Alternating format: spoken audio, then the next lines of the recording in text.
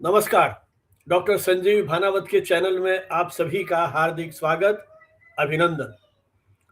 आज हम आपकी मुलाकात करा रहे हैं एक ऐसी शख्सियत से जिनके जीवन के बहुत सारे पहलू हैं। वे शिक्षक रहे, लेखन की विविध विधाओं से जुड़े रहे, चाहे आलोचना का क्षेत्र हो, यात्रा वृतांत का क्षेत्र हो, समीक्षाओं की बात हो या सृजनात्मक लेखन की। इसी के साथ साहित्य, संगीत आदि विविध क्षेत्रों में आपकी विशेष रुचि रही है। जयपुर सहित देश के अनेक साहित्यिक मंचों पर उनकी सशक्त उपस्थिति हम निरंतर देखते रहते हैं और स्थानीय पत्र पत्रिकाओं में नियमित रूप से आपके कॉलम्स के माध्यम से, संपादकीय टिप्पणियों के माध्यम से उनसे आए दिन रूबरू होते रहते हैं। और ये शख्सियत हैं डॉक्टर दुर्गा प्रसाद अग्रवाल। अग्रवाल साहब, बहुत बहुत नमस्कार। हमारे इस कार्यक्रम में आपका बहुत बहुत स्वागत। डॉक्टर साहब, मेरे लिए ये बहुत बड़े सौभाग्य की और खुशी की बात है कि देश के इस अत्यंत लोकप्रिय चैनल और बहुत सार्थक चर्चा करने वाले चैनल, आपके चैनल डॉक्टर संजीव भानावत के चैनल में आज मुझे उपस्थित होने का सौभाग्य मिला है। मैं इस चैनल को नियमित रूप से देखता हूं और मैं चकित रहता हूं कि आप कितने विविध लोगों को इस चैनल से जोड़ते हैं और कितनी अर्थपूर्ण बात करते हैं। तो मेरे लिए ये बहुत आनंद की बात है। अग्रवाल साहब, हमारी भी कोशिश है कि हमारे जो आत्मीय मित्रों का एक इतना बड़ा संसार है, इस माध्यम से उनके जीवन के कुछ ऐसे पहलुओं पर जो लगभग अज्ञात हैं उन पर हम बातचीत करें। तो उसी क्रम में आज हम शुरुआत करेंगे। आप जीवन के समय 8वें दशक में हैं, लेकिन बिल्कुल सक्रिय हैं और उम्र का कोई एहसास नहीं होता है जब हम आपको देखते हैं। और आपका जीवन, मुझे लगता है, बहुत सारे युवाओं के लिए भी अनुकरणीय हो सकता है। तो शुरुआत करेंगे अपन बातचीत की आपके उस बाल्यकाल की। आपका जन्म कहाँ हुआ, किस तरह की पारिवारिक परिस्थितियां आपकी उस समय थी, कैसे लालन पोषण हुआ आपका, और फिर उस बात को अपन और आगे बढ़ाएंगे। जी डॉक्टर साहब, आप तो जानते ही हैं, मेरा जन्म उदयपुर में हुआ और आपने मेरी उम्र का जिक्र कर ही दिया, इसलिए वर्ष बताने की आवश्यकता नहीं है। आज़ादी से पहले वाले भारत में मेरा जन्म हुआ। मेरे पिता उदयपुर में एक व्यवसायी थे। बहुत बड़ा व्यवसाय उनका नहीं था, लेकिन उस जमाने के छोटे से उदयपुर में उनकी बड़ी प्रतिष्ठा थी। और जैसा उस जमाने में होता था, उनका भी सपना था कि मैं बड़ा होकर उन्हीं के व्यवसाय को आगे बढ़ाऊंगा। सामान्य एक विद्यार्थी था मैं, सामान्य मध्यम वर्गीय परिवार का जैसा जीवन होता है वैसा ही मेरा जीवन रहा। उदयपुर में मेरे घर के पास कंवरपदा हायर सेकेंडरी स्कूल था। वहां से मैंने हायर सेकेंडरी की परीक्षा उत्तीर्ण की सामान्य से ढंग से, और उसके बाद उदयपुर के एमबी कॉलेज में मैंने बीए में प्रवेश लिया। इस बीच मेरे जीवन में एक बड़ी बात ये हो गई थी कि जब मैं 10वीं में पढ़ रहा था, मेरे पिता का लंबी बीमारी के बाद निधन हो गया और परिवार एक विपन्नता के दौर से उस वक्त गुजर रहा था। ऐसे परिवार में मेरी माँ और मैं, हम दो ही थे। तो जैसे तैसे उन्होंने मुझे अपनी पढ़ाई जारी रखने की सुविधाएं दी और मैंने बीए कर लिया। लेकिन अग्रवाल साहब, आपका जो स्कूल का जीवन था, और जैसा आपने कहा कि 10वीं क्लास में जब आप थे तो एक इतना बड़ा आघात भी आपको सहन करना पड़ा, लेकिन जब तक आपके पिता का सानिध्य आपके सिर पे था उस समय तक, क्योंकि व्यवसाय में थे तो निश्चित रूप से अकादमिक रुचियां शायद उनकी नहीं रही होंगी कि आप क्या पढ़ रहे हैं, किस तरह का है। लेकिन क्या स्कूल में रहते हुए कभी आपने जो हम साहित्यिक गतिविधियां हैं या लेखन के साथ उस तरह का कोई जुड़ाव रहा, शिक्षकों के साथ किस तरह का आपका संवाद संबंध रहा, कुछ उस तरह का याद आता हो आपको आज? बिल्कुल डॉक्टर साहब, बहुत सारी चीजें याद आती हैं। जी जी। अभी कोई कुछ वर्ष पहले मैं उदयपुर गया और उस हम्म। स्कूल को एक बार मैंने फिर से देखा, उस कमरे को देखा जहां बैठकर हम लोग पढ़ते थे। तो जैसे यादों की एक पूरी फिल्म आंखों के सामने चल निकली। आप जब ये बात कर रहे हैं तो मुझे याद आता है कि बहुत सारे अध्यापक थे। एक हमारे यहाँ तखत सिंह जी माट साहब थे। उन्होंने कोई कविताओं की एक किताब लिखी थी और हमारे लिए वो उस जमाने में बहुत बड़े हीरो थे। आज उस बात को याद करके मुझे हंसी आती है कि उनकी ख्याति ये थी कि उन्होंने एक कविता में 40 अनुप्रासों का निरंतर प्रयोग किया था। अब आज वो कलाबाजी लगती है, लेकिन उस जमाने में हम लोग इस बात से बड़े चमत्कृत थे कि हमारे माट साहब कवि हैं। उसी जमाने में उदयपुर के कुछ कवियों को हम लोगों को जानने और सुनने का मौका मिला, हालांकि बहुत दूर से। अब हम तो सामान्य स्कूल के विद्यार्थी, और उस जमाने में भी उदयपुर में प्रकाश आतुर और नंद चतुर्वेदी का बड़ा नाम था। तो कभी अगर हमें कहीं ये जानने को मिलता कि आज ये अमुक जगह कविता पाठ कर रहे हैं, तो हम लोग उन्हें सुन लेते। ये सारी बातें इसीलिए संभव हुई होगी कि हमारे शिक्षकों ने हमारे मन में कुछ इस तरह की रुचि पैदा की। और डॉक्टर साहब, एक मजेदार बात मैं आपसे कहूं, मेरे माता पिता औपचारिक रूप से शिक्षित नहीं थे। वे लगभग शिक्षित थे, निरक्षर तो मैं नहीं कहूंगा, साक्षर तो वे थे। लेकिन मेरे घर में केवल दो किताबें थी। एक किताब रामचरितमानस और दूसरी गोदान। और आज भी मैं इस बात को आश्चर्य से याद करता हूं कि मेरी माँ को गोदान की पूरी कहानी कंठस्थ थी। बल्कि गोदान और प्रेमचंद के बारे में मैंने पहली बार अपनी उस अशिक्षित माँ से ही सुना था। तो शायद इन सारी चीजों का कहीं ना कहीं असर हुआ होगा। तो ये जो आपका विद्यालय का जीवन, और जैसा आर्थिक चुनौतियां भी आपके सामने रही और प्रत्यक्ष अप्रत्यक्ष रूप से शिक्षकों का, अभिभावकों का प्रभाव आप पे पड़ा, लेकिन जैसा मुझे ध्यान है उस दौर में शायद 9th क्लास बड़ी इंपॉर्टेंट हुआ करती थी, जब अपने को विषय का करना पड़ता था। उस समय जैसा आपने कहा कि पिताजी चाहते थे कि व्यवसाय में आप आ जाएं, तो आपने वाणिज्य विषय चुना क्योंकि कॉमर्स लेंगे तो शायद बिजनेस कर पाएंगे, या आर्ट्स के सब्जेक्ट लिए, या इसके सब्जेक्ट लिए। मतलब एक उस दुर्गा प्रसाद अग्रवाल किस द्वंद्व उस 9th 10th क्लास में करियर को लेकर के, भविष्य को लेकर के चल रहा था? डॉक्टर साहब, कोई अंतर्द्वंद्व नहीं था। बड़ा सीधा सरल और मजेदार जमाना था। मुझे ये याद है कि मेरे पिता कभी मेरे स्कूल नहीं गए। सब कुछ बस मुझी पर था, जो कुछ करना है कर लो। और न हमारे सामने कैरियर के कोई ऑप्शंस थे, न कोई समझ थी। जहां तक आपने कॉमर्स की बात की, अगर मुझे गलत याद नहीं है तो उस जमाने में मेरे स्कूल में कॉमर्स नहीं थी। आर्ट्स और साइंस दो ही चीजें थी। आर्ट्स बड़ा, साइंस का जमाना बड़ा अच्छा था। आप अगर ठीक ठाक नंबर ले आए तो आप इंजीनियर या मेडिकल में जा सकते थे। लेकिन मुझे तो कोई गाइड करने वाला था नहीं। अब ये मैं याद नहीं कर पा रहा हूँ कि मैंने क्यों आर्ट्स ले ली, जबकि बाद में थोड़ा जब समझने लगे तो उस जमाने के हमारे सहपाठी कोई इंजीनियर बन गया, कोई डॉक्टर बन गया, तो थोड़ा मन में कभी कभी अफसोस भी हुआ कि अगर मैंने भी साइंस में दाखिला ले लिया होता तो मैं भी कुछ हो जाता। मैं एक मजेदार बात बताऊं, अभी पिछले दिनों 4-6 महीने पहले हम लोग पेरिस घूमने गए, तो वहां मेरा उस जमाने का स्कूल का एक सहपाठी बसा हुआ है। मैंने कहीं से नंबर लेकर उसको फोन किया और हमने वो जमाना याद किया। तो वो बहुत सामान्य, हम लोग एक ही स्थिति के लोग थे।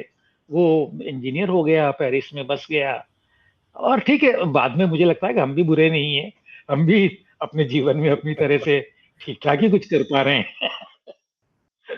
हाँ हाँ, पहचान बनाई है बिल्कुल।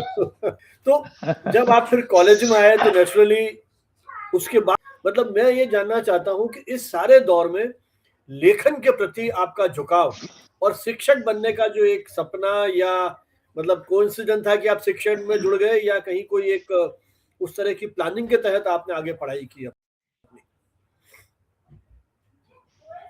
डॉक्टर साहब, मेरा जीवन इस मामले में बहुत रोचक रहा है। और अब जब मैं खुद पीछे मुड़कर देखता हूँ तो बहुत सारी बातों पर मुझे आश्चर्य होता है। देखिए, बीए तक मैं बहुत सामान्य विद्यार्थी था और मेरे सामने कोई लक्ष्य भी नहीं था। बस यही था कि जो पिताजी का व्यवसाय है उसको आगे चलाना है। लेकिन उस जमाने में, अगर आप उस जमाने के उदयपुर को याद करें, तो राजस्थान विद्यापीठ वालों की एक चल पुस्तकालय योजना थी। एक बंदा साइकिल पर थैले में कोई 40-50 किताबें लेकर आता था। जाने कैसे मैं उस लाइब्रेरी का मेंबर बन गया। बहुत अच्छा, 2-4 रुपए महीना लेते होंगे वो लोग, या नहीं भी लेते हो। और मैं उस लाइब्रेरी से किताबें लेता, पढ़ता।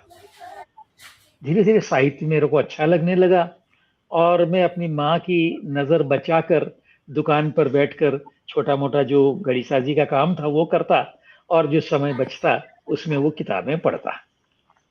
बीए के दौरान, एमए में, बीए के दौरान अपने कॉलेज में भी, एमबी कॉलेज की लाइब्रेरी आपको याद होगी, बहुत ही जी शानदार जी लाइब्रेरी है। और एक भाणावत जी वहाँ लाइब्रेरियन थे, हमारे शहर में जो राजेंद्र भाणावत जी है उनके पिताजी। तो वो बंसीलाल बड़ी भैया। शानदार लाइब्रेरी थी वो। तो उस लाइब्रेरी जी में मैं अपनी क्लासेस बंक करके चला जाता और उपन्यास पढ़ता। तो वहाँ साहित्य में इस तरह से मेरी रुचि हुई। क्यों हुई, ये जान पाना आज भी मेरे लिए मुश्किल है, लेकिन खूब सारे उपन्यास पढ़ लिए। लेकिन बीए करने के बाद मेरी पढ़ाई बंद हो गई। जो सी योजना थी कि भाई अब बीए कर लिया है तुम, अब दुकान दुकान संभालो अपने और घर की व्यवस्था करो। इसके बाद डॉक्टर साहब एक मोड़ आता है, जबरदस्त मोड़। और वो मोड़ ये आता है कि मैं अपनी दुकान पर बैठा था और एक दिन वहाँ, आपको याद होगा, उदयपुर में सिटी पैलेस में लंबे समय तक राजस्थान साहित्य अकादमी का कार्यालय था। किरण मगरी में तो बहुत बाद में वो बदला। तो साहित्य अकादमी की बैठकें होती और लेखक लोग उस सड़क पर आते। और वो जमाना साइकिल वाला जमाना था, स्कूटर वाले तो बहुत कम थे, कार वाले तो शायद रहे ही नहीं होंगे। तो मेरे घर के पास से सिटी पैलेस वाली वो जगदीश मंदिर की चढ़ाई शुरू होती थी। तो लोग साइकिल पर आते और मेरे घर के आसपास साइकिल से उतरकर, साइकिल हाथ में लेकर सिटी पैलेस तक जाया करते थे। तो एक दिन ये संयोग बना कि मैं अपनी दुकान पर काम कर रहा था। डॉक्टर प्रकाश आतुर, वो डॉक्टर नहीं थे, प्रकाश आतुर जिन्होंने बीए में मुझे पढ़ाया था, वो उधर से निकल रहे थे। हम दोनों की आंखें मिली, मैंने उनको नमस्ते किया और उन्होंने कहा तुम कॉलेज क्यों नहीं आ रहे हो। तो मैंने कहा मैंने पढ़ाई छोड़ दी है। मेरी माँ भी दुकान पर बैठती थी। तो उन्होंने कहा कि आपने इसकी पढ़ाई क्यों छुड़वा दी। वो सारी इस तरह की बातें हुई और उन्होंने कहा कि नहीं, आप इसको पढ़ाई करवाइए और इसकी सारी जिम्मेदारी मैं लेता हूँ। अब उस जमाने में कॉलेज का एक लेक्चरर ये कह दे तो हम जैसे निम्न मध्यम वर्गीय लोगों के लिए ये बहुत बड़ी बात होती है। शायद मेरी माँ इस बात से प्रभावित हुई और उन्होंने मुझे अनुमति दे दी कि तुम पढ़ो। और मैंने एमए हिंदी में एडमिशन ले लिया और वहां से मेरे जीवन की राह बदली। बहुत अच्छे गुरु मुझे मिले। अब डॉक्टर देवराज उपाध्याय जैसे व्यक्ति उस वक्त हिंदी विभाग में थे। डॉक्टर नवल किशोर जो कथा आलोचना के शीर्ष लोगों में से हैं, वो वहां थे। इन लोगों का मुझे खूब तो स्नेह मिला, खूब इन्होंने मुझे मार्गदर्शन दिया, खूब मुझे सहयोग दिया।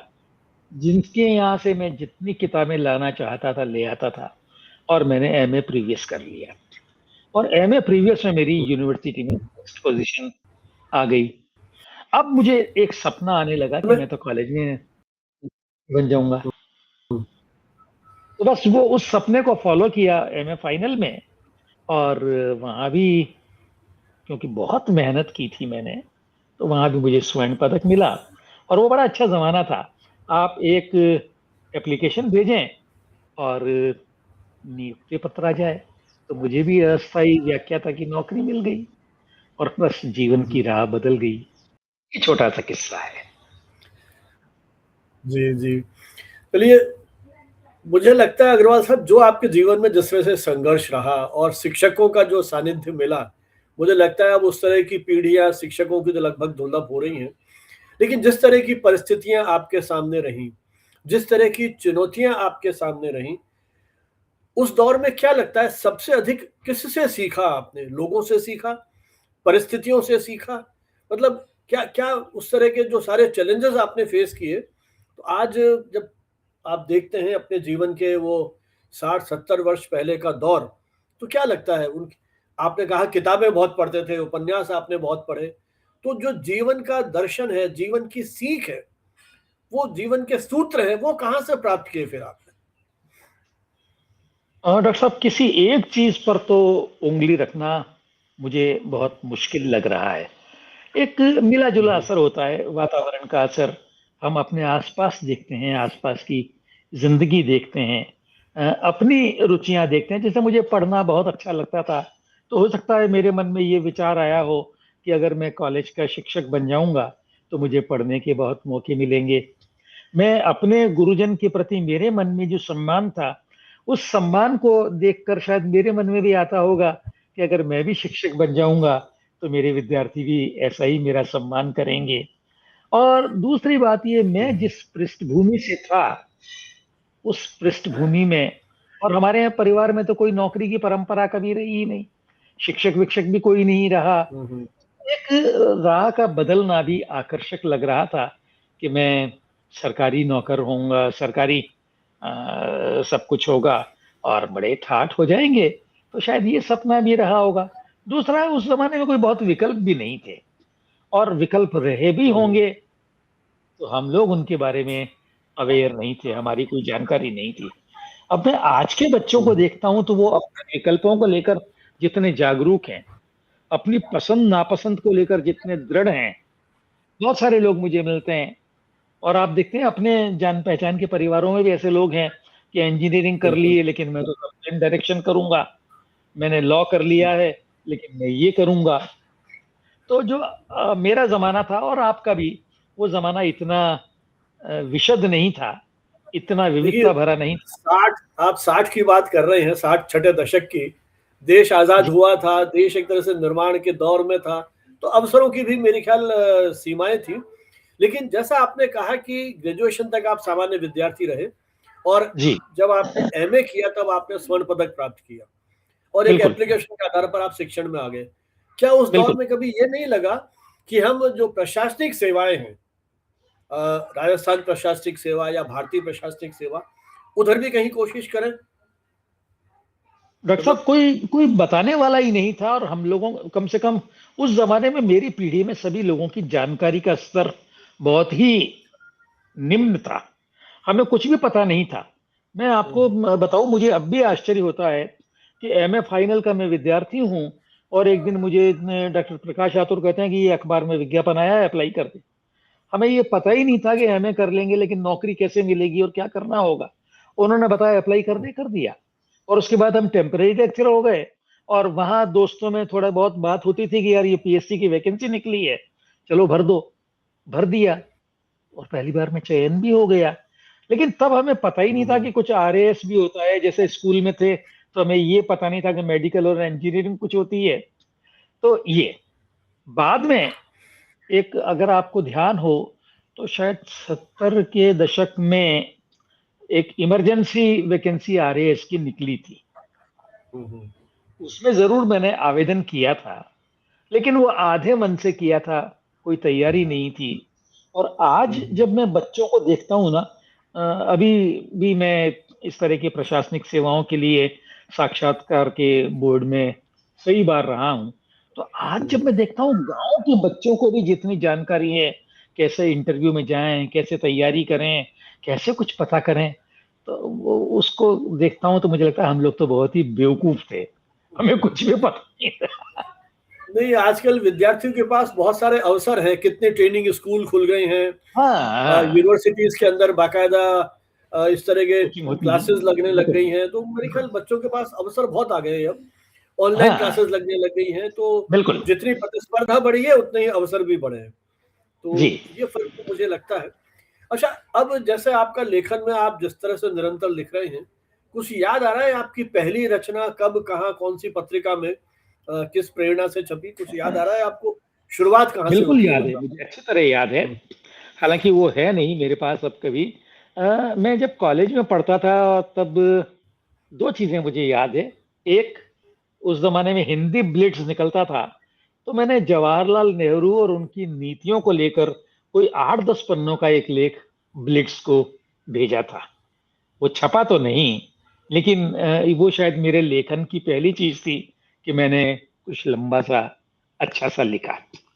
कॉलेज की मैगजीन में मेरी कुछ कहानियां छपी और बाकायदा किसी साहित्यिक पत्रिका में प्रकाशित होने की अगर मैं बात करूं तो मैं जब एमए में पढ़ रहा था उन्हीं दिनों राष्ट्र धर्म एक पत्रिका आती थी। अब तो उस वैचारिकी से मैं बहुत दूर हूं, उसके विपरीत हूं, लेकिन उस पत्रिका में मेरी एक कविता न केवल छपी थी बल्कि शायद 8 रुपया उसका पारिश्रमिक भी आया था। जी। जी।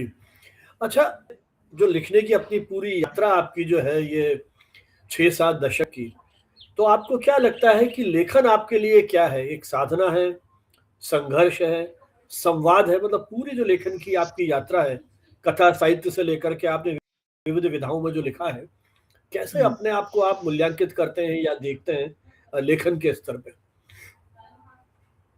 डॉक्टर साहब, मूल्यांकन तो मैं बिल्कुल करने की कोशिश भी नहीं करूंगा, लेकिन हाँ, मैं पीछे मुड़कर देखता हूँ। दूसरा, साधना जैसे बड़े शब्द को भी मैं यहाँ प्रयुक्त करना उचित नहीं समझूंगा। कोई साधना नहीं है। मैं लिख सकता हूँ, मैं लिखता हूँ, बस इतनी सी बात है। लेकिन हाँ, ये मेरी अभिव्यक्ति का माध्यम है। मैं और कुछ नहीं कर सकता ना। समाज में मैं और किसी तरह से अपना हस्तक्षेप नहीं कर सकता। मुझे लिखना ही आता है और तो कोई काम आता नहीं है। तो मैं लिखकर वो हस्तक्षेप करने का प्रयास करता हूँ। मैं संवाद करने का प्रयास करता हूँ। मैं बहुत सारे लोगों से नहीं जुड़ सकता तो मैं लिखता हूँ और उन लोगों तक अपनी बात पहुंचाता हूँ। बस यही, मैं कोई बहुत बड़ी बात इस बारे में अच्छा कहना अग्रवाल मुझे। साहब, जब आप लिखने बैठते हैं जी। तब जो आपके मन में उमड़ घुमड़ रहा है वो लिखते हैं, या कहीं आपके अवचेतन मस्तिष्क में ये भी रहता है कि पाठक क्या सोच रहा है उसे कहीं अभिव्यक्ति दूं, या उस पर उसका क्या प्रभाव पड़ेगा? लिखने के पहले या लिखते समय कहीं इस तरह का कोई एक चिंतन कहूं या अंतर्द्वंद कहूं या भाव कहूं कहीं आता है इस तरह का, आप जब लिखने बैठते हैं या? डॉक्टर साहब, ये कोई सीधा रास्ता तो है नहीं। आप तो खुद इतने बड़े रचनाकार हैं तो आप जानते हैं कि बिल्कुल आप एक जगह उंगली नहीं रख सकते। सारी चीजें एक साथ चलती हैं। अच्छा, अब मैं अपने लेखन को दो भागों में बांटकर बात करना चाहूंगा। एक, साहित्यिक आलोचना का जो मेरा क्षेत्र रहा, तो देखिए वो पूरी तरह से व्यवस्थित काम होता है। आपको किसी किताब पर लिखना है, किसी विधा पर लिखना है, किसी प्रवृत्ति पर लिखना है, तो आप काफी दिनों तक उस बारे में पढ़ते हैं, सामग्री जुटाते हैं। जो चीजें आपसे छूटती जा रही हैं उनको शामिल करते हैं। कभी कभी नोट्स भी बनाते हैं। मैं तो बनाता रहा हूँ। अगर पुस्तकों की समीक्षाएं लिखता हूँ मैं, तो मैं उस पुस्तक को एकाधिक बार पढ़ता हूँ, नोट्स लेता हूँ, और अगर उस बारे में कुछ जानकारी आए तो वो जुटाता हूँ, तब मैं लिखता हूँ। तो वो बिल्कुल एक सचेतन काम होता है। आप और कुछ ज्यादा उसमें नहीं है। लेकिन हाँ, जब मैं समीक्षा भी लिख रहा हूँ, आलोचना भी लिख रहा हूँ, तो एक तो मैं लेखक के दृष्टिकोण को जानने के प्रयास करता हूँ और उस दृष्टिकोण को सामने अ, लाने का प्रयास करता हूँ। दूसरा, मैं ये भी चाहता हूँ कि मेरा पाठक जो उसको पढ़ रहा है उससे उससे कुछ प्राप्त हो। वो अगर अपना समय मुझे दे रहा है तो मुझे उस समय को नष्ट करने का कोई अधिकार नहीं है। उसे मेरे लिखे को पढ़ने से कुछ प्राप्त होना चाहिए। तो ये तो मेरा एक लेखन हो गया।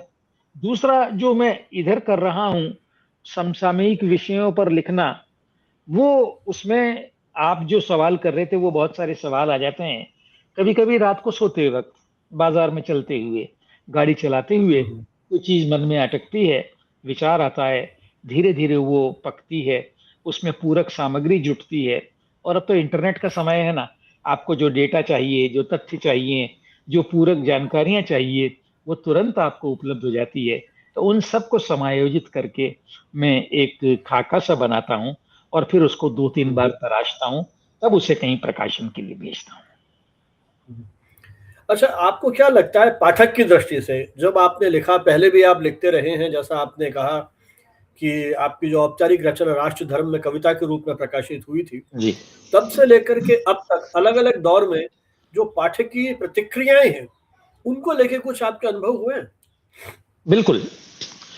डॉक्टर साहब, 2 तरह के अनुभव हुए हैं।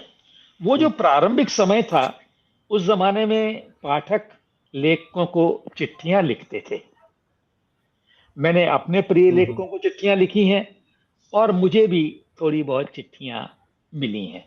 हालांकि क्योंकि लंबे समय तक मैं साहित्यिक लेखन करता रहा हूं, तो वहाँ जो प्रतिक्रियाएं होती है वो ये कि आपने किसी लेखक के बारे में अच्छा लिखा तो उसका तुरंत पत्र आएगा कि आप बड़े समझदार हैं, आप बड़े विद्वान आलोचक हैं, आप मनीषी हैं, आदि आदि।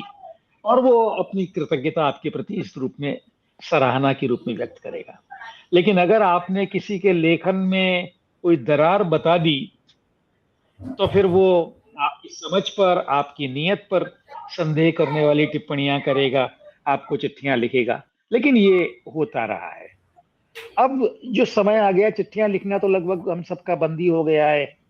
अब या तो व्यक्ति कहीं से आपका मोबाइल नंबर ढूंढकर मोबाइल पर बात कर लेगा, और बहुत थोड़े से लोग हैं जो आपको मेल वगैरह करेंगे। लेकिन चिट्ठियां तो आना लगभग बंद हो गया है, तो अब प्रतिक्रियाएं वैसी नहीं होती हैं। लेकिन दूसरी बात यह भी कि मेरे लेखन का तौर तरीका भी बदला है, लेखन की विषय वस्तु बदली है। तो मैं जब पॉलिटिकल स्थितियों पर टिप्पणी करता हूं तो मुझे मालूम है कि इसमें इसकी प्रतिक्रिया क्या होगी। वैचारिकी के आधार पर सारी प्रतिक्रियाएं होती है। जो आपके विचार का है वो आपकी सराहना करता है, जो दूसरे विचार का है वो आपकी निंदा करता है, और वो निंदा कई बार बहुत कड़वी भी हो जाती है। एक्चुअली मेरा इशारा उधर ही था। जैसे पहले भी आप लिखते रहे, तो हमारे यहाँ साहित्य में भी तो खेमेबाजी रही है ना। ऐसा तो है ही नहीं कि साहित्य केवल मानवीय आधार पर लिखा गया हो। तो जब आप किसी लेखक का मूल्यांकन कर रहे हैं तो कहीं ना कहीं उसकी धारा पर भी आपने टिप्पणी की। तो जैसा आपने कहा, किसी लेखन के उसकी जो शैली है या उसके जो कंटेंट है उसको लेकर के किसी दरार का जिक्र किया तो पत्र आते थे आपके पास, और वो अपनी अपनी एक तरह से बौद्धिक उस पर क्षमताओं पर शायद प्रश्न चिन्ह लगाते थे। तो आज की भाषा में कहूं तो जो ट्रोलिंग आज हो रही है, इसका मतलब पहले भी होती रही है किसी न किसी रूप में। ऐसा महसूस बिल्कुल होता है होती आपको? थी, बिल्कुल होती थी डॉक्टर साहब। लेकिन ये मैं पाता हूं कि साहित्य की दुनिया में जिस खेमेबाजी की आप बात कर रहे हैं, या जिस वैचारिक भिन्नता की आप बात कर रहे हैं, वो शायद पिछले 20-25 वर्षों की देन है। इससे पहले भी था, लेकिन प्रगतिशीलों में और गैर प्रगतिशीलों में, परिमल वालों में इस तरह का युद्ध नहीं होता था जैसा आज होता है, कि प्रगतिशील और जो शेष हैं उन दोनों के बीच में तलवारें खींची हुई है। वो तलवारें खींची हुई पहले नहीं थी।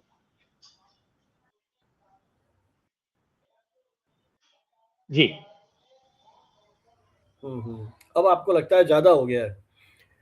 अच्छा अग्रवाल साहब, उम्र है आपको की जो संवेदनशीलता है हमारी, वो कहीं ठहर जाती है और अधिक तीव्र हो जाती है? क्योंकि परिपक्वता जिस तरह से आती है, हम अपने लेखन को देखते हैं, अपने समाज को देखते हैं, तो उन भावनाओं के संदर्भ में, संवेदनशीलता के संदर्भ में आप उस बढ़ती उम्र के अनुसार कैसे इन स्थितियों को देखते हैं या महसूस करते हैं? डॉक्टर साहब, ये बड़ा अच्छा सवाल आपने किया है। मुझे लगता है संवेदनशीलता तो बढ़ती ही है, घटती तो नहीं है।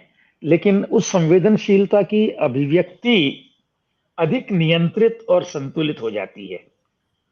मैं याद करता हूं कि आज से 20 साल पहले मैं जिन स्थितियों पर बहुत जल्दी और बहुत उग्रता से अपनी प्रतिक्रिया व्यक्त कर देता था, आज उन्हीं स्थितियों में एक ठहराव आ गया है, और मैं अपनी प्रतिक्रिया व्यक्त करने से पहले बहुत सोचता हूं। तो ये जो मेरा बहुत सोचना है, ये कहीं इस बात को भी व्यक्त कर रहा है कि मैं आज अधिक संवेदनशील हो गया हूं। मैं चाहता हूं कि मैं किसी को आहत न करूं। लेकिन ये भी मेरे मन में अब आग्रह प्रबल होता जा रहा है कि जो मेरे विचार हैं, उस विचार से भिन्न अगर कोई बात है तो मैं विनम्रता से अपनी बात सामने जरूर रख दूं, और ये भी कह दूं कि माफ कीजिए, मैं आपसे सहमत नहीं हूं। अच्छा अग्रवाल साहब, आप मूलतः साहित्य के विद्यार्थी रहे हैं और लगभग 3-4 दशक तक आपने अध्यापन भी किया है, और एज जॉइंट डायरेक्टर आप प्रशासनिक उससे भी जुड़े रहे हैं। साहित्य का आपने उस पूरा जो परिवर्तन, जिस तरह से आप बात कर रहे हैं कि उसको भी आपने देखा है, 20-25-30 साल में जो परिवर्तन हुआ है, प्रेमचंद ने भी साहित्य को लेके कहा था कि वो समाज के आगे चलने वाली वो मशाल है जलने वाली, इस तरह की बातें कही थी। आज क्या लगता है आपको कि जो साहित्य है, क्योंकि अब हम देखते हैं चाहे वो टीवी चैनल्स हैं, एक दौर था जब दूरदर्शन पे साहित्यिक कृतियों पर धारावाहिक आते थे, अखबारों के साहित्यिक परिशिष्ट थे, पत्र पत्रिकाओं के बड़े श्रेष्ठ साहित्यिक विशेषांक निकलते थे। अब तो धीरे धीरे ये पत्रिकाएं बंद हो गई, रिपोर्टार्स की शैली पत्रकारिता ने विकसित की, साहित्य पत्रकारिता का बहुत गहरा संबंध रहा। लेकिन साहित्य के संदर्भ में बात करूं तो आपको क्या लगता है कि साहित्य आज भी क्या समाज को कहीं मार्गदर्शन दे पा रहा है, जैसे हम प्राचीन साहित्य या उस समय के साहित्य की बात करते हैं, या केवल एक लेखन के दस्तावेज के रूप में हमारे सामने आता चला जा रहा है? ये तो एक अध्येता के रूप में, पाठक के रूप में, एक सृजनकार के रूप में आप साहित्य को किस तरह से देखते हैं आज के संदर्भ में? डॉक्टर साहब, थोड़ा सा मैं इस बात पर भिन्न राय रखता हूँ। देखिए, जब हम लोग 1930, 40, 50, 60 के दशक के साहित्य की बात करते हैं तो उसमें से चुनिंदा लोग हमें याद आते हैं, चुनिंदा प्रवृत्तियां हमें याद आती हैं। और जैसा किसी ने कहा भी था कि समय एक बहुत बड़ा सफाई कर्मी है, वो बहुत सारी चीजें साफ कर देता है। अब जिस जमाने में प्रेमचंद लिख रहे थे, प्रेमचंद ही तो नहीं थे ना, सैकड़ों बल्कि हजारों लेखक रहे होंगे, हम कितनों को जानते हैं। छायावाद में आप और मैं, हम लोग तो साहित्य के विद्यार्थी हैं, हम 4 से बढ़कर 10-12 कवियों को याद कर लेंगे, लेकिन उससे ज्यादा तो हमें भी याद नहीं आएंगे, जबकि लिखते तो वो भी रहे होंगे। तो उन्होंने क्या किया, उन्होंने कौन सा मार्गदर्शन दिया समाज को? और कभी कभी ये भी लगता है कि छायावाद ने भी कौन सा मार्गदर्शन दिया। आखिर कवि अपने आप को अभिव्यक्त कर रहा है, वो कुछ भी समाज को रोशनी नहीं दे रहा है, जो उसके मन में है वो व्यक्त कर रहा है। तो इस रूप में देखें तो आज भी वह सब काम हो रहा है। लोग लिख रहे हैं, अपनी तरह से लिख रहे हैं, अपनी बात कह रहे हैं, लेकिन आज माध्यमों की भरमार हो गई है। हम लोग जिस जमाने की बात कर रहे हैं ना, उस जमाने में माध्यम बहुत सीमित थे। एक किताब, दूसरा अखबार और तीसरा रेडियो। आपके और मेरे देखते देखते टेलीविजन आया, पहले सरकारी टेलीविजन आया, फिर जब एशियाड हुआ उस जमाने में वो रंगीन हो गया, और अब आज लगभग 150-200 तो निजी चैनल्स हैं। और अगर आप निजी चैनल्स के बाहर निकले, ओटीटी वगैरह की बात करें, और ये दूसरे जो इंटरनेट वाले चैनल्स की बात करें, तो गिनती ही नहीं कर सकते आप। इतने सारे माध्यम आज हैं, और उन माध्यमों पर अब कोई उस तरह से तो आज बात करेगा नहीं। सुनने वाले में भी धैर्य नहीं है, पढ़ने वाले में भी धैर्य नहीं है, समय भी उसके पास इतना कम है। तो आज कोई प्रेमचंद की तरह गोदान जैसा मोटा उपन्यास अगर लिख भी देगा, तो पढ़ने वाला कहाँ से लाएगा वो? अच्छा, आदर्श आज कोई सुनना नहीं चाहता है, सब यथार्थ को जानते हैं। प्रेमचंद के जमाने में हम बहुत कुछ नहीं जानते थे। आज एक सामान्य से सामान्य व्यक्ति, सड़क के किनारे बैठकर जूता रिपेयर करने वाला या मजदूरी करने वाला, वो भी शायद उस जमाने के एक पढ़े लिखे व्यक्ति से आज ज्यादा जानता है। तो ये सारे माध्यम कहीं ना कहीं उसकी चेतना पर दस्तक देते हैं। रूप बदल गए हैं, साहित्यिक पत्रिकाएं कम हो गई हैं, लेकिन आप देखिए इंटरनेट पर कितनी सारी वेब मैगजीन्स हैं। आखिर कोई तो उनको पढ़ता होगा ना। ये इतने सारे ओटीटी चैनल्स, इन पर 24 घंटे का कंटेंट है। उस कंटेंट में भी तो कोई ना कोई उसको लिख रहा है, कोई लिखकर अपनी बात कह रहा है। अब भाषा उसकी बदल गई, शैली बदल गई, तो वो तो आप देखिए, हम लोग तो साहित्य के विद्यार्थी, हम जानते हैं भारतेंदु की जैसी भाषा थी, प्रेमचंद की वैसी भाषा नहीं है, और प्रेमचंद की जैसी भाषा थी वैसे उदय प्रकाश की भाषा नहीं है। तो फिर अगर समय के साथ ये सब चीजें बदली हैं तो बहुत स्वाभाविक है। और मैं इस बात को लेकर बिल्कुल निराश नहीं होता हूँ। मुझे तो लगता है कि ये जो सारे ओटीटी के चैनल्स हैं और ये बहुत सारी चीजें जिनको हम खराब मान रहे हैं, उनमें भी अंततः तो हमारा समाज ही प्रतिबिंबित हो रहा है। तो यही बात आती है जब आप बात कर रहे हैं, और कहीं ना कहीं एक संतुष्टि भी है आपके मन में। ये सही है कि अखबार पूरी तरह बदल गए, रेडियो टेलीविजन बदल गए, सिनेमा बदल गया, और आपका जुड़ाव सब माध्यमों के साथ रहा है जी, अखबारों के साथ, रेडियो के साथ, टीवी चैनल्स के साथ, और सिनेमा के साथ, फिल्म फेस्टिवल्स वगैरह के माध्यम से आप कहीं ना कहीं जूरी मेंबर के रूप में, या पूरे इस फिल्म आंदोलन के साथ भी जी जी, आप सिरोही में जब प्रिंसिपल थे तब भी आपने फिल्म फिल्म सोसाइटीज के सोसाइटी माध्यम बनाई से हम लोगों ने। फिल्म कल्चर को जी बढ़ाया आपने, हाँ, और अभी भी आप international Jaipur international film festival है उसके साथ जुड़े हुए हैं। तो कहने का मतलब है कि सभी माध्यमों के साथ किसी न किसी रूप से आप जुड़े रहे हैं। तो मैं फिर वही बात करूंगा कंटेंट को लेकर के। आपने कहा वो बिल्कुल सही है कि भाषा में बदलाव होगा, साहित्यिक पत्रिकाएं धीरे धीरे खत्म हो गई, लेकिन कंटेंट को लेकर के अक्सर जो अकादमिक आयोजन होते हैं उसमें अक्सर ये बात की जाती है कि जो कंटेंट है वो विकृत होता चला जा रहा है। बात कहने के जो तरीके हैं, है ना, इवन जिस तरह की फिल्में आ रही है, जिस तरह की गाली गलौच है या जो भी वो है, वो ठीक है, एक किसी सोसाइटी की या समाज विशेष की संस्कृति हो सकती है, लेकिन उस छोटे से क्षेत्र की संस्कृति को हम पूरे देश की संस्कृति बनाने की कोशिश करें। यही कारण है कि शायद जो हमारी कोर्ट्स हैं, न्यायालय हैं, उन्होंने भी कंटेंट को रेगुलेट करने की बातें कही है। तो आपको क्या लगता है कि जो ये सारे माध्यम हैं, इनमें जिस तरह का कंटेंट आ रहा है आज के दौर में, एक सुधी लेखक के रूप में, पाठक के रूप में, आप इस सारे परिवेश को किस तरह से देखते हैं, समझते हैं? कुछ उस पे आपकी टिप्पणी चाहता हूँ। डॉक्टर साहब, इसको आप थोड़ा सा व्यापक परिप्रेक्ष्य में देखें, आपको बड़ी रोचक बात महसूस होगी। आपको साहित्य की दो कृतियों की मैं याद दिलाऊं। एक राही मासूम रजा का एक उपन्यास बहुत प्रसिद्ध है, आधा गांव। वो जोधपुर विश्वविद्यालय के पाठ्यक्रम में लगा था, और आपको याद होगा उस जमाने में उस उपन्यास की भाषा को विरोध भी हुआ लेकर था। बहुत हल्ला हुआ था और बड़े विवाद हुए थे, शायद उसको वहां से हटाया भी गया था। उसमें गालियां थी। राही मासूम रजा ने कहा कि मेरे पात्र जो भाषा बोलते हैं उस भाषा को मैं कैसे बदल दूं। ठीक, लगभग उसी समय 1960 65 के आसपास कृष्णा सोबती की एक कहानी आ, शायद नई कहानी पत्रिका में छपी थी, यारों के यार।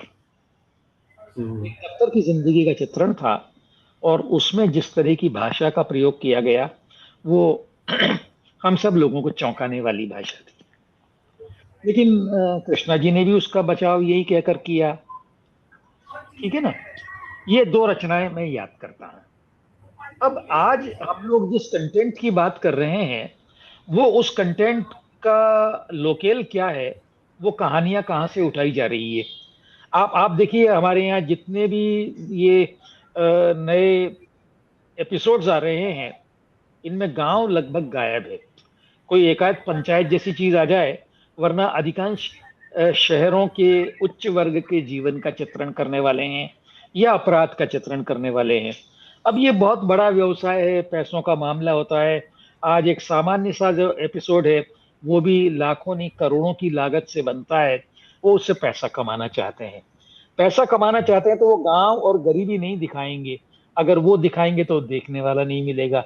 अब जिस समूह की जिंदगी वो लेकर आ रहे हैं, उस समूह की भाषा, उस समूह के सरोकार, वही तो उसमें आएंगे ना। उससे भिन्न कैसे आएगा? अगर राही मासूम रजा अपने गांव की जिंदगी लेकर गालियां लिखने को मजबूर हैं, तो आज जो लोग ये सारे धारावाहिक बना रहे हैं, वो भी जहां से कहानियां उठा रहे हैं, वहां की कहानियों के लिए तो उनकी भाषा वैसी ही होगी, उनका बर्ताव वैसा होगा।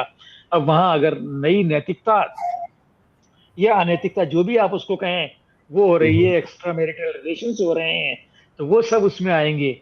अपराध, आप देखिए जीवन में भी जिस तरह से आ गया है, वही अपराध वहां भी आ रहा है। रोज ही तो हम अखबारों में देखते हैं ना कि 3 माह की बच्ची के साथ ये हो गया, और अमुक ने गोली चला दी, और ये सब हो गया। तो ये सारी चीजें वहां भी आ रही है, और अंततः तो लेकिन दर्शक उसको देख रहा है। लेकिन अग्रवाल साहब, जैसा आपने कहा, राही मासूम रजा की बात आपने की, कृष्णा सोबती जी की बात आपने की, और जब आप कमर्शियल सिनेमा की बात करते हैं तो वहां कई बार हम ऐसे उदाहरण भी देते हैं, बहुत छोटी छोटी फिल्में जिसमें शायद कोई बहुत ज्यादा बजट नहीं होगा, खेलों को लेके जो फिल्में बनी हैं, या टॉयलेट एक प्रेम कथा, एक सरकारी योजना पर एक फिल्म बन जाती है, हम्म। वो फिल्म भी चल जाती है।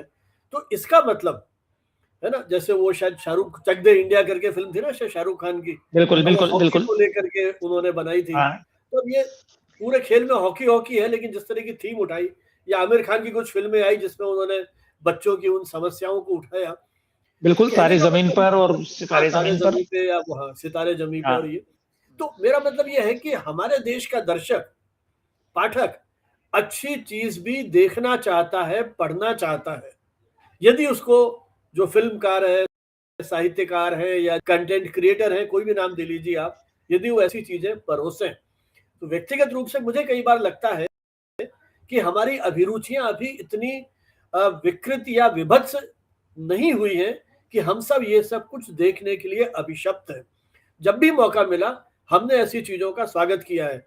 बहुत पुरानी बात नहीं है, दूरदर्शन पर ये जो है जिंदगी जैसे धारावाहिक आते थे, मेरे ख्याल हिट होते थे उस समय।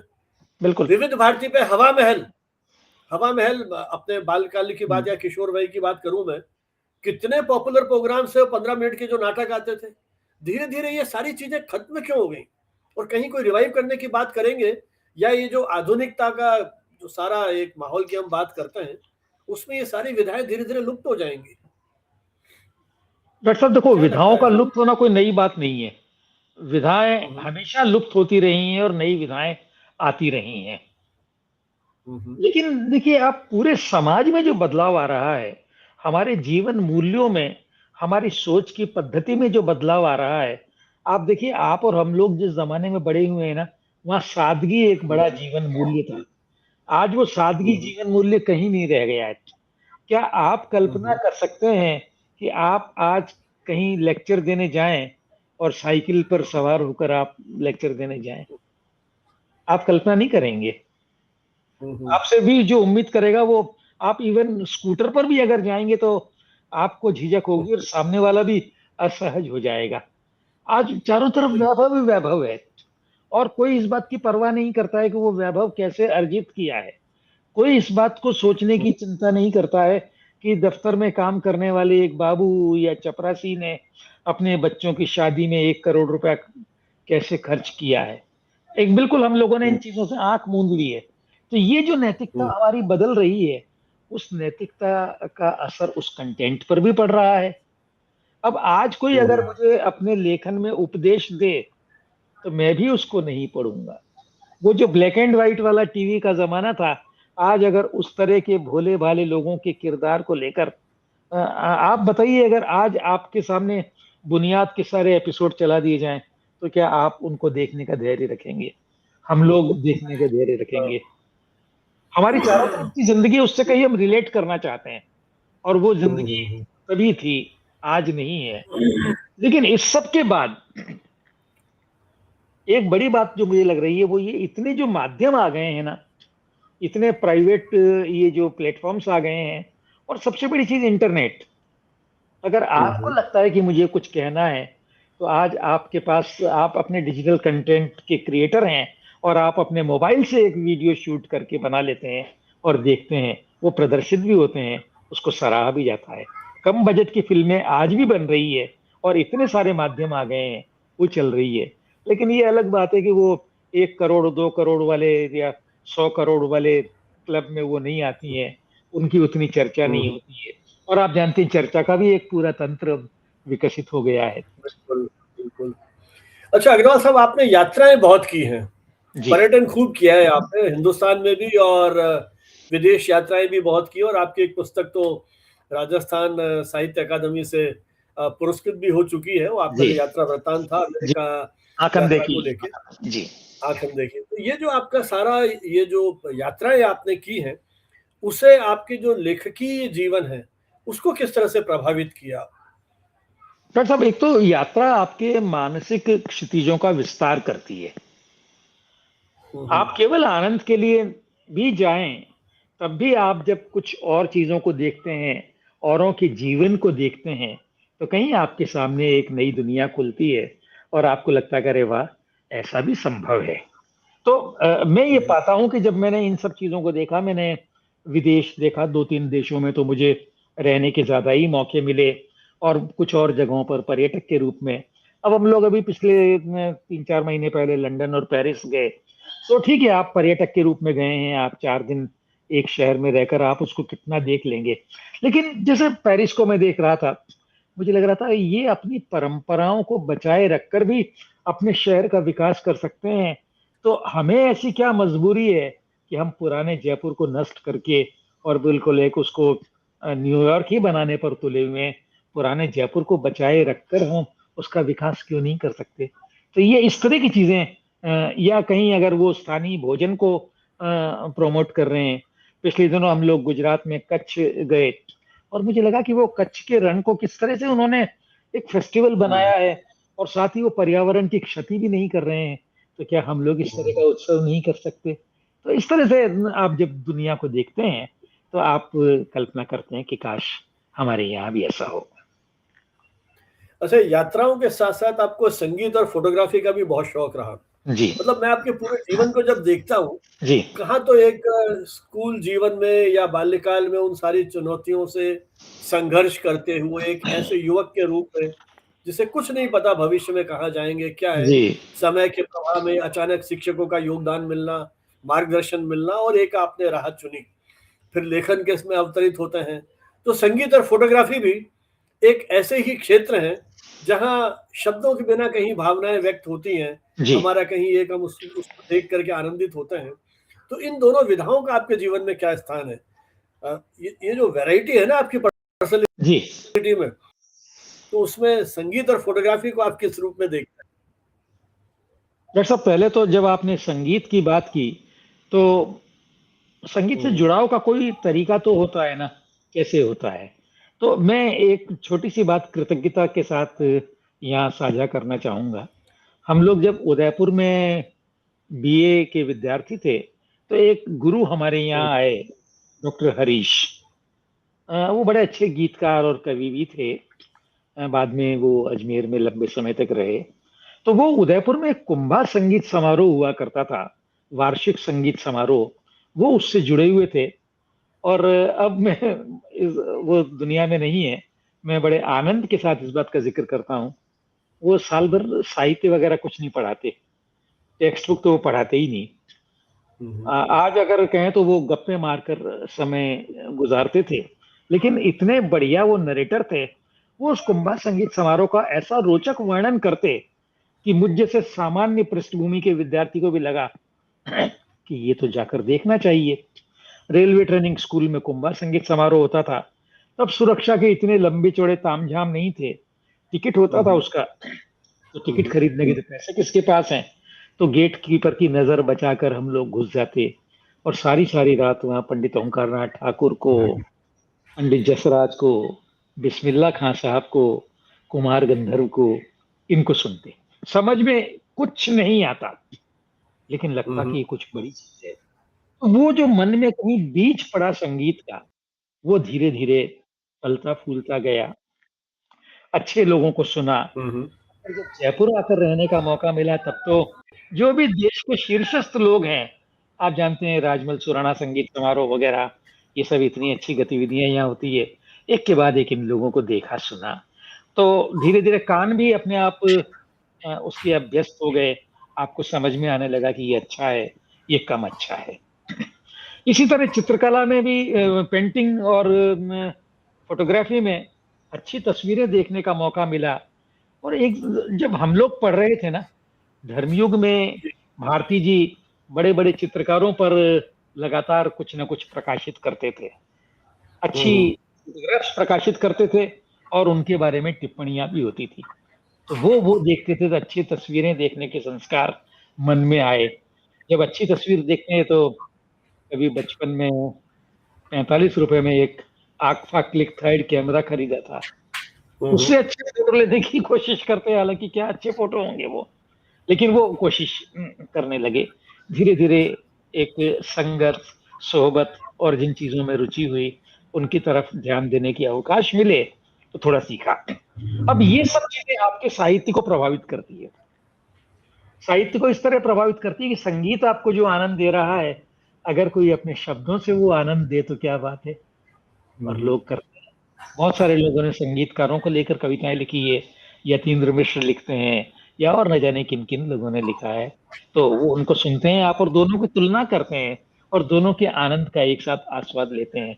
यही बात फोटोग्राफी को लेकर, यही बात पेंटिंग को लेकर। तो मुझे लगता है ये सारी कलाएं अंततः एक दूसरे से जुड़ी हुई हैं। कोई कला स्वायत्त नहीं है, संगीत में चित्रकला है, चित्रकला में शब्द हैं, शब्द में ध्वनि है, ये सारी चीजें जुड़ी हुई हैं। और अगर आप एक का आस्वाद लेते हैं तो दूसरे का भी आप आस्वाद लेते हैं।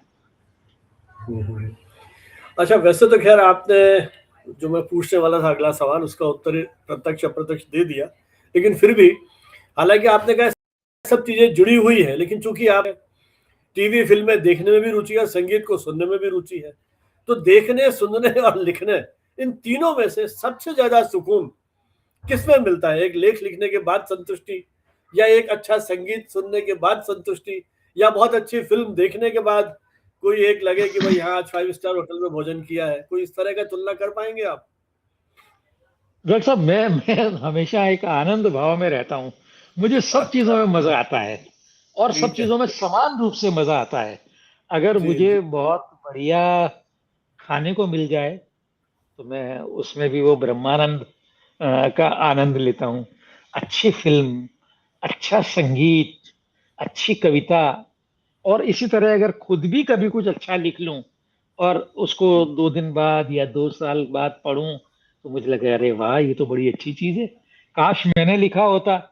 और फिर मैं पाऊं कि ये मैंने ही लिखा है, तो जो खुशी होती है वो खुशी अवर्णनीय होती है। सही सही। मैं किसी को सड़क पर गुजरते देखें, किसी की चाल बड़ी अच्छी है, किसी के कपड़े बड़े अच्छे हैं, तो मुझे वो उसमें भी उतना ही आनंद मिलता है। हम्म। अच्छा अग्रवाल साहब, एक दिन आपको ऐसा मिल जाए जब कोई जिम्मेदारी नहीं, कोई नियंत्रण नहीं, बिल्कुल फ्री बर्ड की तरह से, क्या करना चाहेंगे उस दिन आप? वैसे तो अभी वही दिन तो रोज जी रहे हैं हम लोग। नहीं, आप फिर भी देखिए ना, परिवार की सरकारी जिम्मेदारियां, नौकरी। ये बहुत सारी चीजें हैं, है ना? वहां निमंत्रण, वो निमंत्रण, ये जाना, वहां जाना, ये सब चीजें हैं। बिल्कुल निश्चिंत है, कहीं कोई बंधन नहीं, कुछ नहीं। कैसे दिन तो को जीना वैसे चाहिए? सवाल अच्छा है, कल्पना बड़ी अच्छी है। तो मुझे लगता है मैं तो कान में हेडफोन लगाऊंगा और बहुत अच्छा संगीत शिव कुमार शर्मा को सुनूंगा, कुमार गंधर्व को सुनूंगा, और बस सुनता रहूं। जी जी। अच्छा, कुछ सवाल रैपिड फायर है। जी। किताब या फिल्म, किसमें ज्यादा रुचि है? किताब। सुबह या रात, कब आप ज्यादा काम करना प्रीफर करते हैं? रात। कलम या कैमरा? कलम। इसलिए इसलिए लिखना कैमरे या, पर मेरा उतना जी अधिकार जी, नहीं है जितना कलम पर है। और कलम भी ओके। नहीं, ये सवाल ही आप बदल दीजिए, कीबोर्ड या कैमरा। अच्छा कलम से अच्छा लिखे अच्छा, को तो ठीक है। मुद्दत हो गई। जी। अच्छा, कविता में रुचि है या गद्य में? गद्य में। गद्य में रुचि है, लेकिन सिनेमा कविता भी, हॉल या, अच्छी कविता हमेशा अच्छी लगती है। जी, सिनेमा हॉल या ओटीटी, कहाँ जाना प्रेफर करते हैं सिनेमा आजकल? हॉल, वहां फिल्म देखने का अनुभव अलग ही होता है। जी। ब्लैक एंड व्हाइट वाला दौर या रंगीन फिल्मों वाला दौर? दोनों। यात्राएं, जैसा मैंने कहा, बहुत की आपने। पहाड़ों पर जाना ज्यादा पसंद है या समुद्र मुझे या समुद्र रेगिस्तान? आकर्षित करता है, अच्छा अच्छा। इसलिए भी वहां जाने में और, श्रम कम पड़ता है, पहाड़ पर चढ़ने में जी श्रम पड़ता है। जी। अच्छा, फोटोग्राफी में आप क्या ज्यादा क्लिक करते हैं? लोगों को करते हैं या लैंडस्केप को ज्यादा करते हैं आप? भाई, मैंने ज्यादा फोटोग्राफी तो लोगों की ही की है और परिवार की कोई इस तरह बहुत व्यावसायिक रूप से नहीं आजमाया है। जी। लैंडस्केप की फोटोग्राफी के लिए आपके पास जैसा उपकरण होना चाहिए वैसा उपकरण मेरे पास नहीं है, तो मैंने उस तरफ बहुत प्रयास भी नहीं किया। अच्छा अच्छा, संगीत कौन सा पसंद है? वेस्टर्न म्यूजिक, शास्त्रीय संगीत, या फिल्मी म्यूजिक, या किस तरह का ज्यादा पसंद करते हैं आप? मैं संगीत के मामले में सर्वभक्षी हूँ। मुझे हर तरह का संगीत अच्छा लगता है। मुझे जी। पाश्चात्य संगीत भी अच्छा लगता है, पॉप म्यूजिक भी अच्छा लगता है, बॉलीवुड का जी। संगीत भी मुझे बहुत अच्छा लगता है। शास्त्रीय संगीत में वाद्य संगीत और कंठ संगीत दोनों अच्छे लगते हैं। लेकिन हाँ, एक मैं अपनी कमी को सार्वजनिक रूप से स्वीकार करना चाहूंगा, और वो ये हम्म।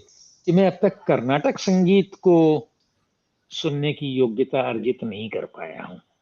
अच्छा अच्छा अच्छा, चलिए प्रयास करेंगे तो वो भी सपना मेरे ख्याल हाँ, पूरा मैंने होगा। कोशिश किया, बहुत कुछ खरीद कर भी लाया मैं, लेकिन अब तक जी। मैं अपने कान को उसके अनुरूप नहीं ढाल सका।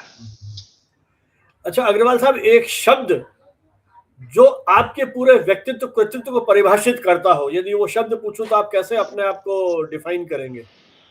बिल्कुल, तुरंत एक शब्द आएगा, आह्लाद। वाह! बहुत सुंदर, आह्लाद है ना? जी। जी। सबसे ज़्यादा खीज आपको किस बात में होती है? मूर्खता पर। अच्छा, कभी खुद को फेस करना पड़ा इस तरह की स्थितियों को कभी? बहुत होता है, जीवन में बहुत होता है। अच्छा। आज की पीढ़ी को जब आप देखते हैं, तो उसकी सबसे बड़ी ताकत क्या लगती है आपको? उसकी सबसे बड़ी ताकत एक तो उसकी अवेयरनेस और चीज़ों को तटस्थ भाव से देखकर अपना निर्णय करने की हिम्मत। और सबसे बड़ी कमी? धैर्य की कमी। वो सब कुछ जल्दी पा लेना चाहती है, लेकिन जीवन में जी। सब कुछ जल्दी नहीं मिलता है। कुछ चीज़ें हुँ। आहिस्ता-आहिस्ता ही मिलती है। इस बात को ये पीढ़ी नहीं समझती है। जब फ़िल्मों के शौकीन अग्रवाल साहब से मैं ये पूछूँ कि एक ऐसी फ़िल्म बताएँ जिसको आप बार-बार देखना चाहते हो? हाँ, डॉक्टर साहब सवाल तो अच्छा है, लेकिन हुँ। मुझे लगता है कि मेरे पास समय बहुत कम है और एक फ़िल्म को 3 बार देखने के बजाय मैं 3 अलग-अलग फ़िल्मों को देखना ज़्यादा पसंद करूँगा। अच्छा। फिर भी जैसे रेशमा और शेरा मुझे बहुत अच्छी लगती है। हुँ, हुँ। मुझे सारांश बहुत अच्छी लगती है। ऐसी बहुत सारी फ़िल्में हैं। जी। युवाओं से कुछ कहना चाहेंगे आप कि आज की युवा पीढ़ी, जैसा आपने कहा कि धैर्य की कमी है और लेकिन अवेयरनेस बहुत है। कैसी कुछ अपेक्षाएँ एक साहित्यकार के रूप में, एक अभिभावक के रूप में आप उनसे अपेक्षाएँ करेंगे कि वो कैसे अपने जीवन में अपने सपनों को पूरा करने के लिए कोशिश करें? नहीं, मैं उनसे कुछ कहने के बजाय उनसे सुनना हुँ, हुँ। चाहूँगा कि हम लोग अपने आप को, मेरी पीढ़ी के लोग अपने आप को कैसे बदलें कि वो उनके जीवन में बाधक ना बने। जी, जी। अच्छा, एक ऐसी टाइम मशीन मिल जाए अपने को कि पीछे की ओर जाना चाहें, किस दौर में जाना चाहेंगे आप? नहीं, मुझे वर्तमान बहुत अच्छा लगता है, मैं पीछे नहीं जाना चाहूँगा। आगे ज़रूर जाना चाहूँगा। भविष्य की योजनाएँ, भविष्य की तैयारी कुछ? कोई ऐसी चीज़ जो आप करना चाहते थे अब तक नहीं कर पाए और उसको पूरा करने के लिए कोई प्रोजेक्ट हाथ में हो या इच्छा हो मन में कि वो कर पाऊँ इस जीवन में, तो एक हाँ, सुकून मिलेगा, संतोष मिलेगा। गालिब ने कहा ना, हज़ारों ख्वाहिशें ऐसी कि हर ख्वाहिश पे दम निकले, बहुत निकले मेरे अरमां लेकिन फिर भी कम निकले। 8 दशक के जी, जीवन में थोड़ा बहुत किया है, लेकिन मुझे लगता है जी। करने को बहुत है। लेकिन एक जो मेरी आकांक्षा अभी भी है, लेकिन मैंने ईमानदारी से प्रयास नहीं किया, मैं डांस सीखना चाहता हूँ। हुँ, वाह! बहुत सुंदर। अच्छा, वैसे आपको एक्सरसाइज़ वगैरह करते हैं अभी या वॉक हाँ, वगैरह हाँ, या हाँ, कैसे थोड़ा अपने आप बहुत। को फिट रखने के लिए? बिल्कुल, बिल्कुल। हुँ, हुँ। मैं इस बार बल्कि मैं तो कम कोशिश करता हूँ, मेरी पत्नी धक्के मार-मार कर मुझसे कोशिश करवाती हैं और मैं करता हूँ। नहीं, सक्रिय है तो फिर मुझे लगता है डांस भी सीख लेंगे आप यदि कोशिश करेंगे तो। तो कोशिश ही कर्नाटक नहीं की। संगीत और डांस मेरे ख्याल तो चलिए जी, अग्रवाल साहब, बहुत अच्छा लगा आपसे बातचीत हुई आपके जीवन के बहुत सारे पक्षों पर और मुझे लगता है हमारे बहुत सारे मित्र आज के अग्रवाल साहब को तो जानते हैं, लेकिन बचपन का जो आपका सारा संघर्ष और जिन भावनाओं के साथ आपने जिया, ये हमारे लिए भी एक नई जानकारी थी।